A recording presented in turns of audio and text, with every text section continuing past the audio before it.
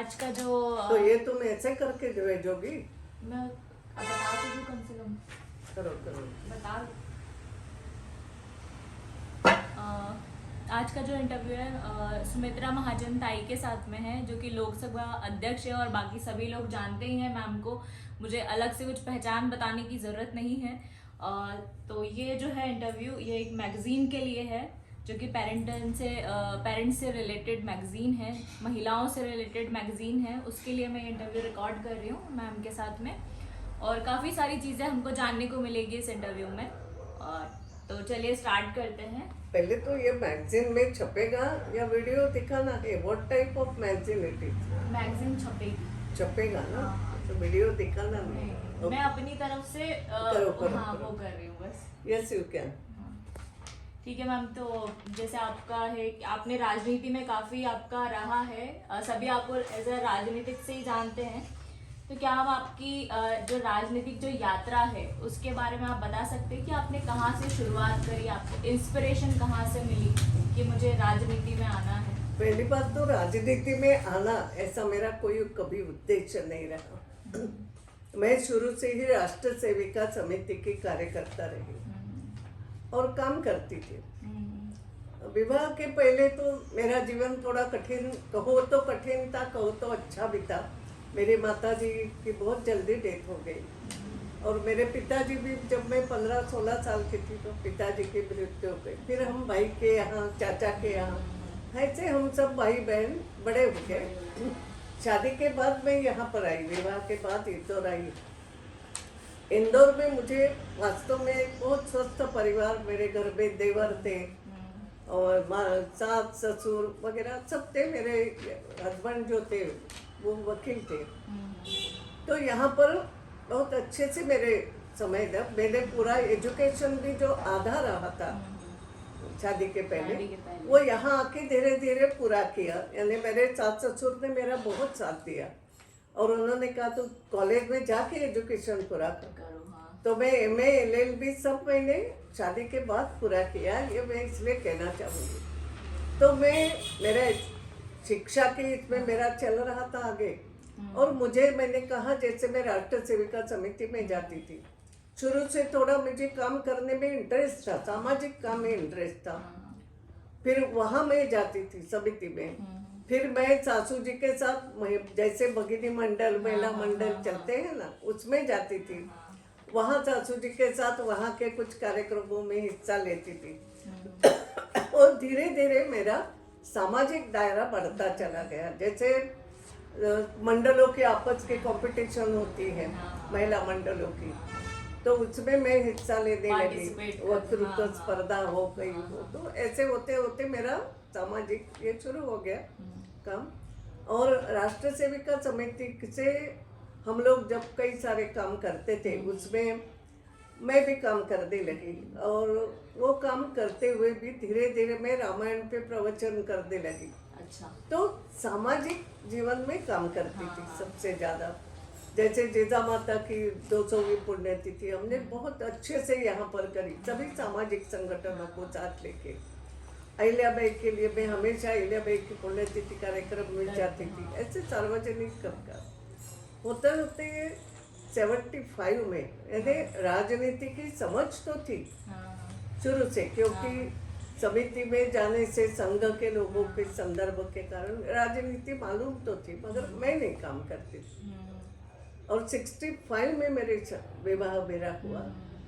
तो 10 साल बाद एक प्रकार से समझो 75 में जब इमरजेंसी लगी, और इमरजेंसी में हमने देखा बहुत सारे लोग जिनको जेल में डाला गया, और एक प्रकार से अन्याय ही हुआ, पूरे हिंदुस्तान में अन्याय हुआ। तो मेरे भी मन में वो कसक थी कि ये क्या हो रहा है, क्यों हो रहा है। तो सामाजिक काम के हिसाब से ही मैंने संघ के लोगों को साथ ले वगैरह लेके, और समिति की महिलाएं भी, हम और भी महिलाएं जो साथ में आती थी, कि जिन परिवारों के लोग जेल में बंद थे उनसे संपर्क करना, उनकी मदद करना, जो भी मदद आवश्यक हो उनको, कभी धन की मदद करना, धन संग्रह करके, या और भी कुछ पैरोल पे छूटने के लिए कुछ मदद चाहिए हो, घर में कोई बीमार हो, तो ये काम हमने शुरू किया। ये काम करते करते मैं प्रवचन भी करती ही थी और सबको मालूम था अच्छा बोलती है। फिर आप में 70 मैम जैसे ये कॉन्फिडेंस है, ये कैसे आया उसी से कॉन्फिडेंस आया ना, मैं काम करती चली गई। और अन्याय तो पसंद था ही नहीं, शुरू से नहीं था कि ये गलत बात है। इस प्रकार की इमरजेंसी की आवश्यकता नहीं थी। जब अगर आपके खिलाफ हाईकोर्ट का ये आया है डिसीजन, तो छोड़ देना चाहिए। आखिर कुर्सी क्या होती है, सत्ता सब कुछ नहीं, ये मन में शुरू से भाव था। फिर 77 के जब इलेक्शन आ गए, तो 77 के इलेक्शन में ऐसी स्थिति थी, आधे लोग अभी भी जेल में थे, बहुत सारे लोग अंदर थे, बाहर, ऐसा सब कुछ थोड़ी घालमेल भी चल रही। तो ऐसे में हुआ कि चुनावी सभा किसने लेना, क्या लेना, ऐसा थोड़ा विचार होने लगा। तो बहुत से लोग तो अंदर है। हमारे यहाँ के एक व्यक्ति तो हमारे श्री वल्लभ शर्मा करके थे, वो जेल में रह के उन्होंने चुनाव उस समय लड़ा था। अच्छा। तो प्रचार कौन करेगा, जाएगा कौन? लोगों में अभी भी वातावरण थोड़ा भय का तो था। तो मुझे कहा गया कि आप थोड़े से भाषण दिया करो। मैंने कहा भाई मैं राजनीति में तो काम नहीं किया, मगर ठीक है, आवश्यकता है, करना है तो शुरू किया। तो वास्तव में मेरी ऐसी शुरुआत हुई। फिर धीरे धीरे 82 में या ऐसे कॉरपोरेशन के चुनाव आए। अच्छा, कर दूंगी, चुनाव में काम करूंगी, मतलब एक उत्साह था कि हाँ मुझे करना है। हाँ कि करना है, तो करती चली गई। अब जब अच्छा काम देख के मुझे पहली बार कॉरपोरेशन में एल्डरमैन बनाया गया, वहाँ भी धीरे धीरे मैं काम अच्छा, सामाजिक रूप से काम करने वाली महिला थी तो काम करती चली गई। फिर मुझे डेप्यूटी मेयर बनाया 84।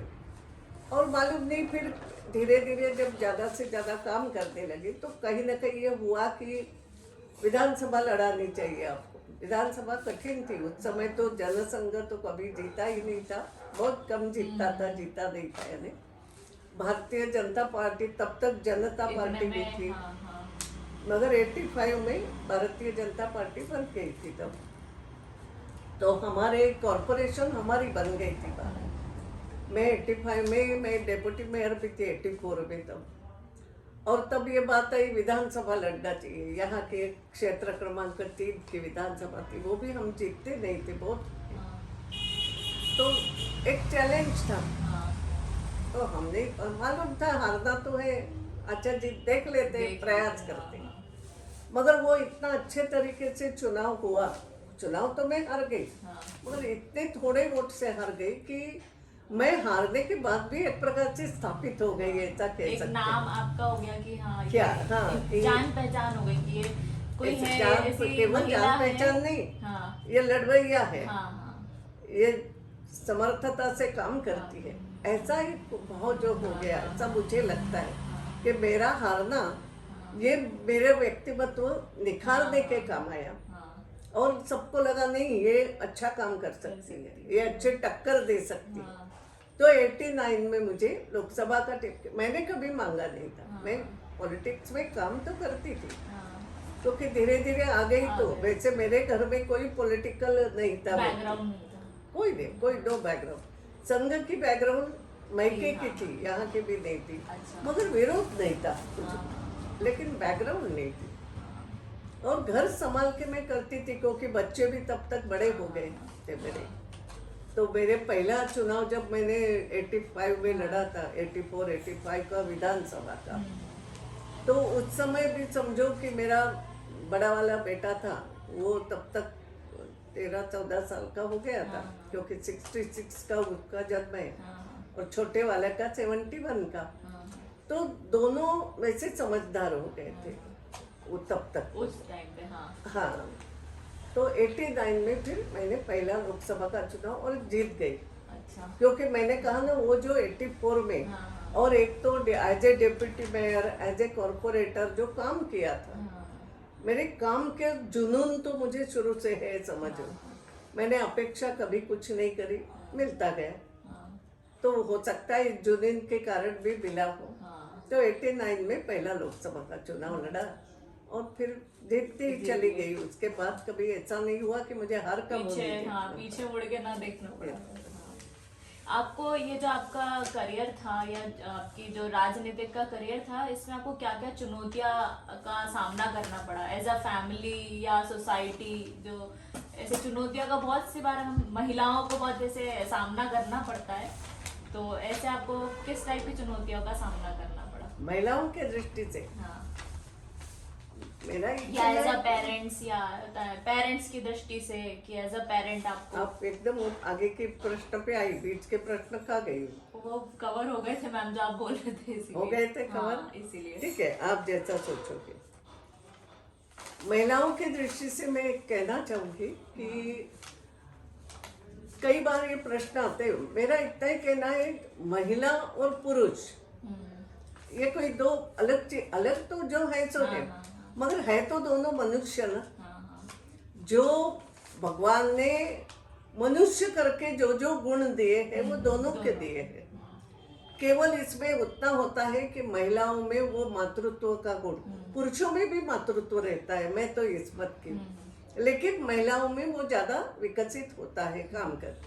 और मैं हमेशा मानती हूँ कि महिला बहुत अच्छी मैनेजर है, वो गुड मैनेजमेंट, क्योंकि ससुराल आकर के नए लोगों को मैनेज करना, नए रिश्ते जोड़ना, वहाँ अपना स्थान निर्माण करना और घर में सबको सुखी रखना, ये बहुत, जिसको बोलते हैं ना कि कसरत का काम है, मगर महिला वो अच्छी तरीके से करती है।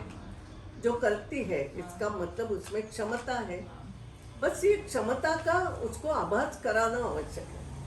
और राजनीति में जब हम काम करते हैं तो कई बार ये होता है, मैं हमेशा बोलती हूँ कि राजनीति में एक पुरुष काम करने निकलता है तो ये भाव होता है कि अब उसने घर पे नहीं ध्यान दिया तो चलेगा, अरे वो राजनीति करता है ना तो घर वाले संभाल लेंगे या पत्नी संभाल लेंगे, यानी बच्चों के एजुकेशन से लेके वो घर में पत्नी संभालती है। और इसलिए ये कहानी हो गई कि एक यशस्वी पुरुष के पीछे एक ताकतवर महिला रहती है, ये कहने में लोगों ने अच्छा मान लिया कि वाह वाह बड़ी बात कह दी, ऐसा नहीं। मेरा ये कहना है कि महिला में भी सक्षमता है, तो अगर है वो आगे आती है तो परिवार ने साथ देना चाहिए। महिला ये वो महिला करके पीछे मत ढकेलो, और महिलाओं को आगे करना है, इसके लिए नहीं भी हो उसमें काम की क्षमता तो भी आगे ढकेलो, ऐसा भी अगर उसकी रुचि है कर सकते। जैसा सर्विस के लिए निकलती है, अच्छी प्रोफेसर बनती है, इंजीनियर बनती है, डॉक्टर, अब तो कोई तुम कह नहीं सकते कि किसी क्षेत्र में महिला। तो पहले तो मेरा ये कहना है, ये बार बार तुलना छोड़ो। स्त्री कम नहीं है, स्त्री में वो सब गुण है, उसे एक मनुष्य करके पहचानो, पहली बात तो भाव रखो ये। और स्त्री जब राजनीति में आती है, आज भी कठिनाई तो होती है, क्योंकि उसका घर संभालना और बाहर उसको दोनों संभालना पड़ता है। उसको ये माफी नहीं होती है कि वो घर में थोड़ा दुर्लक्ष्य करे।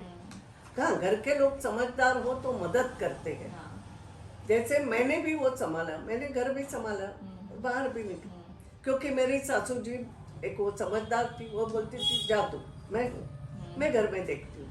कभी कभी ऐसा नहीं कि हस्बैंड कोई गुस्सा ही नहीं होते थे, ऐसा भी नहीं तो होते थे, तो वो अरे जाने दे रही है, वो अच्छा काम कर रही है ना, जाने दे। मैं भी इस बात का ध्यान रखती थी कि जब मैं काम करके घर आऊंगी तो मैं पूरी तरीके से घर की 24 घंटे काम करना है, मगर इसका मतलब ऐसा नहीं, मैंने समय का बड़ा ये पाबंद थी कि मेरा ऑफिस अगर 10 बजे खुल रहा है ना तो मैं 10 बजे आऊंगी ऑफिस में, उसके पहले नहीं, मुझे घर का काम करना। और ये मैं हमेशा एक प्रकार से लोगों के इस पे डालती थी दिमाग में कि देखो मुझे घर भी देखना है और ये काम भी करना है, मैं दोनों कर रही हूँ, आपको भी समय दे रही हूँ, मगर मेरा घर भी मुझे संभालना। तो ये भान लोगों को भी रहे कि नहीं, वो आपने संतुलन बनाए रखा एक अपना, बिल्कुल कि मेरा परिवार है, मैं परिवार संभाल के करूँ, ये होना चाहिए, और ये मैंने संतुलन रखा।